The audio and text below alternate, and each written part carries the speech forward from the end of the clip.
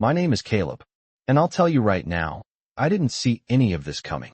14 months on the same street, and you build a picture of someone from pieces. The music on Sunday mornings. The car leaving early. The light in the back room that stays on past midnight during what I later learned were grading weeks. That was Nora. That was everything I knew about her until a Friday in late August when I stepped out my front door and found her trying to angle a flat-pack shelving box out of her back seat by herself. She had it. That was clear. She wasn't struggling. She was just doing the math on a tight angle, and the math wasn't cooperating. I took the other end. I was handling it. I know. You can put it down if you want. We're already moving. She looked at me once, assessing, not grateful, and then turned and walked toward the front door. I followed. We got it inside without talking. Her house was the mirror of mine in layout and nothing else. Same bones, completely different animal. Art on every wall, not decorative, actual art, things chosen by someone who had looked at a lot of things and knew what she liked. Books stacked on the floor in columns that suggested a system she hadn't finished implementing. 3 rooms that smelled faintly of fresh paint. Not new build paint. Cover something over paint. She set her end down in the living room and pushed her hair back with her wrist. Her hands were dusty from the cardboard. I'll get tools. I've got a flathead if you need one. I have tools. She came back with a full kit. We built the shelf. It took 2 hours because the instructions were optimistic and one of the cam locks was stripped and we had to improvise, which she did without complaint and with a competence that made the whole thing move faster once I stopped trying to take over. When it was up, I stepped back and looked at it. Then I looked at the wall. Then at the level she'd set on the floor and not used. It's off by half a centimeter. I know. You want me to take the left bracket down and reset it? No. It'll bother you. It'll bother you. It's not your wall. She went to make coffee. I looked at the shelf for another few seconds. She was right. It wasn't my wall.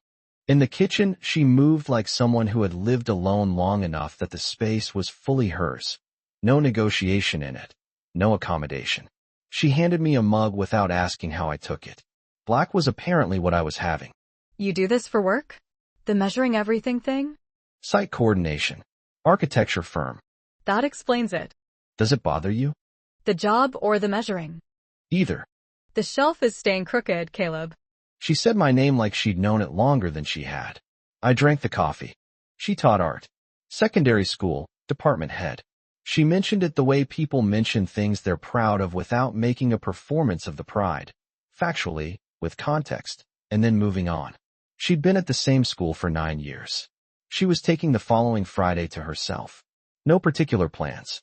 A project she kept putting off. Too much week, not enough weekend. You know how it is. What's the project? I'll figure that out when Friday gets here. I said I had no plans either. She refilled my cup without asking. I left when the sky went orange. Got to my own door, turned back once. Her kitchen light was on. Her shape moved past the window, unhurried, at home in every step. I went inside. The thing about living next door to someone is that proximity has its own logic. You don't decide to notice them. You just do. Repeatedly. All week. Monday she ran in the yard after school. I know this because I was at my kitchen window when the music started coming through the fence, something low and rhythmic, not what I would have guessed.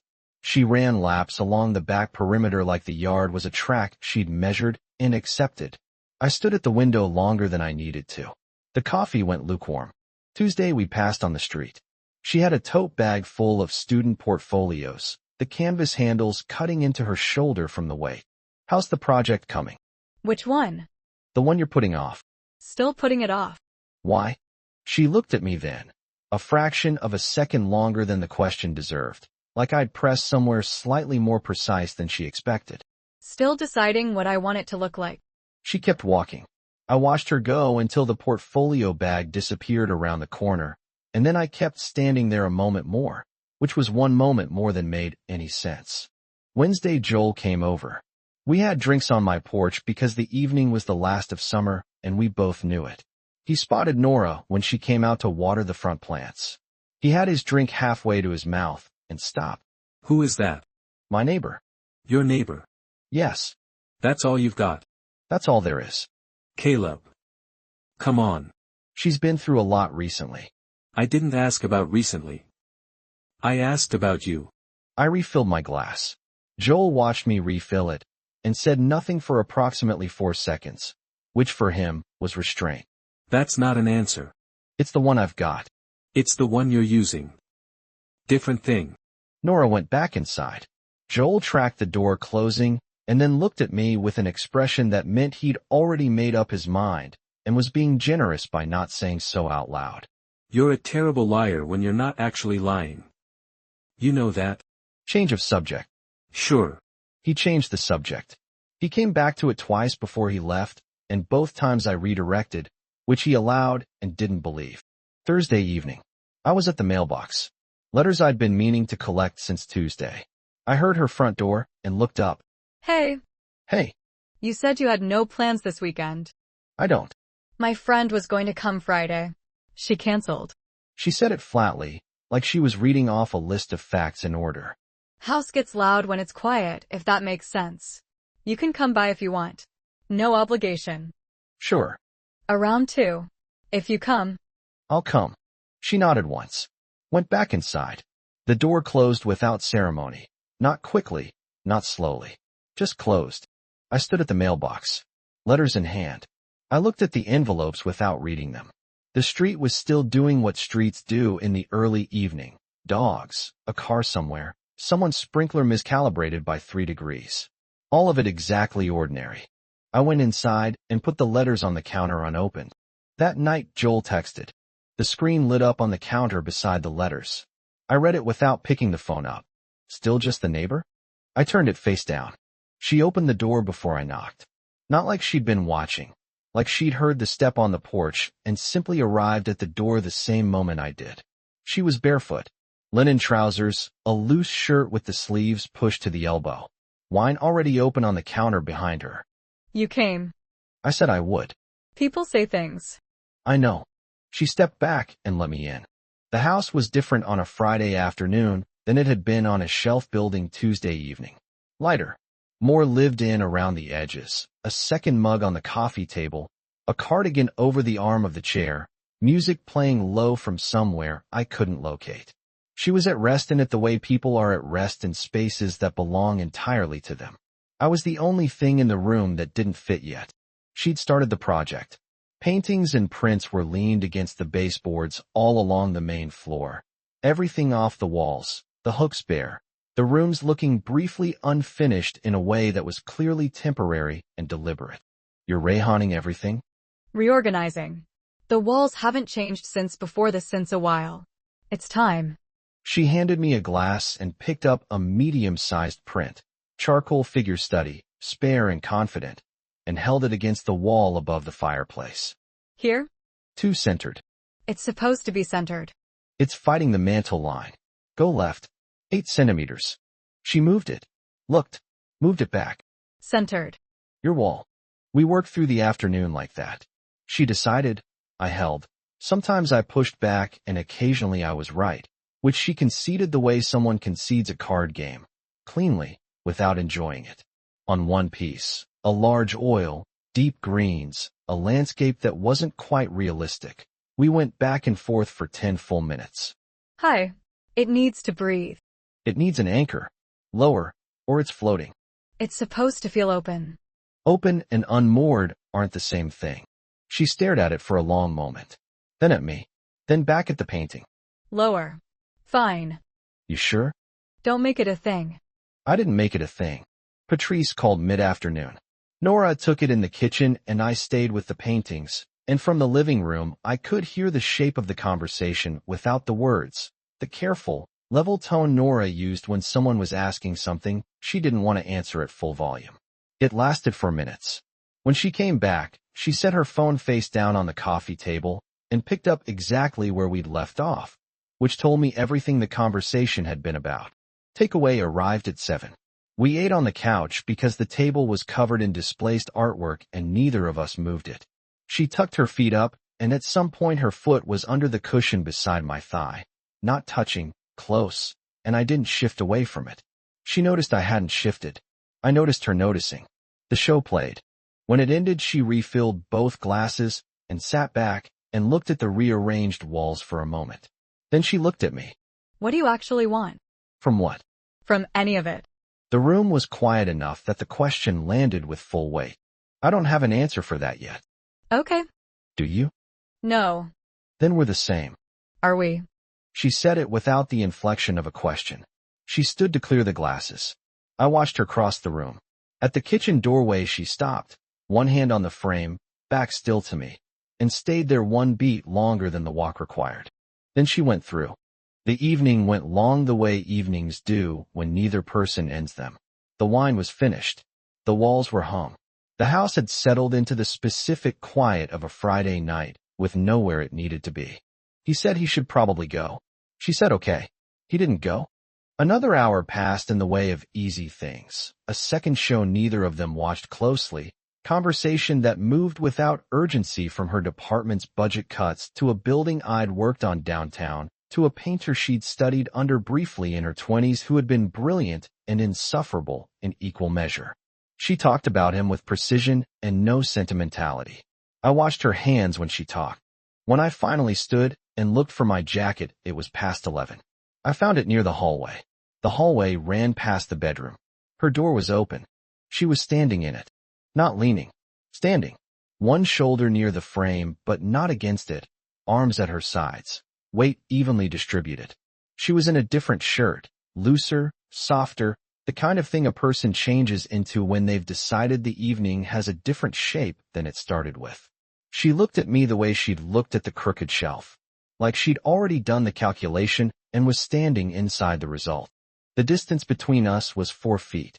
Maybe less. She crossed it. Her palm came flat against my chest. Not a push, not a pull. Just pressure, the full surface of her hand, steady and deliberate. She brought her mouth to my ear, and her breath was warm, and I felt it in my jaw, my throat, the back of my neck. This isn't a good idea. She meant it. The words were even and clear, and she meant every one of them. Her body was already saying something else entirely. Her hips found a slow roll against mine before she finished the sentence. Not accidental, not unconscious, a rhythm she'd made a decision about somewhere between the kitchen doorway and here. The friction was low and certain, and it moved up my spine like a key finding the right lock. I didn't pull her closer. I brought both hands to her waist, and I held her still. Not hard. Not a demand. Just still. My grip was firm enough that she felt the intention in it. Firm enough that the movement stopped, and the stopping was what did it. The sound she made was short and involuntary and completely honest. A gasp pulled up from somewhere she hadn't been guarding. And her whole body changed at once, the resistance going out of her like a current switching off, her weight dropping a fraction into my hands, her forehead tipping forward until it almost touched my jaw. She stayed there. Both of us stayed there. I held the grip. I let her feel what it meant and what I was telling her with it, that I was here, that I was certain, that I was not going to be moved by momentum alone. Then I released her. I stepped back. One full step. I looked at her. Her hand dropped to her side. The shirt had shifted at the shoulder. Her chest rose and fell in the low light, and she looked at me with an expression that was not embarrassment and not confusion. It was the face of someone standing at the edge of something they've already decided to cross, just waiting to see if the other person knows it too. I didn't speak. I waited. The pause was long enough to be a question and long enough to be an answer. She reached forward. One fist closed around the front of my shirt. She pulled me through the door. It closed behind us. Not loudly. The latch caught with almost no sound at all, just the small, final click of a door that knew exactly what it was doing. The light came in blue before it came in gold. That particular early morning blue that exists for maybe 20 minutes before the sun decides what it's doing. The kind of light that makes a room feel like it's still deciding too. Nora was at the window, both hands around a mug, looking out at the yard. She was in the loose shirt still. Her feet were bare on the floorboards, and she was standing the way she stood in doorways. Evenly weighted, fully present, nowhere else. I was on the bed watching her. She knew I was awake. Neither of us said anything for a while, and the silence was not uncomfortable. It was the silence of a room that had already said the difficult things and was resting. She spoke first. The hardest part wasn't being alone after. She didn't turn from the window. Everyone assumes that's the part. The quiet. The empty side of things. But the house wasn't quieter when Dean left. I kept waiting for it to get quieter and it didn't. It turned out the quiet had always been there. I just finally stopped filling it with noise that wasn't mine. She said it the way people say things they've arrived at slowly and alone. Not for effect, not asking for anything. Just setting it down in the open air to see what it looked like outside her own head. I looked at the ceiling for a moment, then at her. I lived with someone for 8 months about 2 years ago. Good person. We wanted the same things on paper. I used to sit in the car outside the apartment for 10 minutes before going up. Every day, told myself it was the podcast. Was it the podcast? Never once finished an episode. She turned from the window then. Not quickly, the turn of someone deciding to look at something directly. She looked at me for a long time. Long enough that I didn't try to fill it. Caleb. She said my name like she was testing the weight of it. Checking whether it was the same object it had been yesterday. Something in her face said it wasn't quite. She crossed to the bed and sat on the edge of it. Not close enough to touch. Just in the same space, facing the same direction. What do you think this is? I don't know. That's either the worst answer or the right one.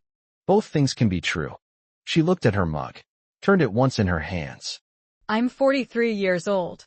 I have 17 second-year students who can't hold a brush correctly and a faculty meeting every second Tuesday and a mortgage I'm genuinely fine with and a life that was complete before last night.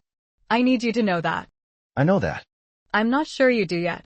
Then I'll keep knowing it until I do. She looked at him, then with an expression that was not quite a smile and not quite something else. Something that lived between the two. Patrice texted. The phone lit up on the nightstand. Nora glanced at it the way you glance at something you've already decided about. She left it. I watched her leave it.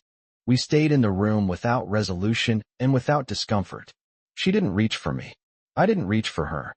The blue light had gone gold by then, and the yard outside the window was doing ordinary Saturday morning things. Birds, a distant lawnmower, the street resuming itself. After a while I said it. The shelf is still crooked. She laughed. Not a polite laugh. A real one, short and sudden, pulled out of her before she could shape it into anything considered. It moved through her face and changed it completely, and I went very still the way you go still when something is exactly what you didn't know you were waiting to see. She shook her head slowly, looked at the window, still smiling. The lawnmower ran on. Patrice arrived at noon without calling ahead, which Nora later said was entirely characteristic. She came through the front door the way people come through doors they've been through 1,000 times. No pause on the threshold, no waiting to be received. She stopped when she saw me at the kitchen counter with a coffee I hadn't made myself. She was Nora's height, natural gray threaded through her hair, and she had the specific stillness of someone who processes information quickly and chooses carefully what to do with it. She looked at me. She looked at Nora. She set her bag down on the chair by the door. I thought you said quiet weekend. It has been quiet. I can see that. Nora introduced us. Patrice shook my hand with the grip of someone taking a measurement. She and Nora moved to the living room. I stayed in the kitchen and gave them the distance the moment required. I could hear the murmur of it. Not words, just the rhythm of two women who knew each other well enough to say difficult things in shorthand. After a few minutes, Nora went down the hall. Patrice came to the kitchen. She poured herself a coffee like she knew where everything was, which she did. How long have you lived next door? 14 months. And this is the first time you've been here overnight? Yes. I'm going to ask you something directly, and I'd like a direct answer. All right. What are your intentions toward her? She said it without irony. It was a serious question asked seriously by someone who had earned the right to ask it. I don't have a clean answer for that. Clean answers are for people who aren't paying attention. Then I'm paying attention. She looked at me over the rim of her mug. The look lasted long enough to mean something. Then she turned toward the window without further comment. Not warm, not cold. Something more useful than either. Nora's phone rang at 1:30.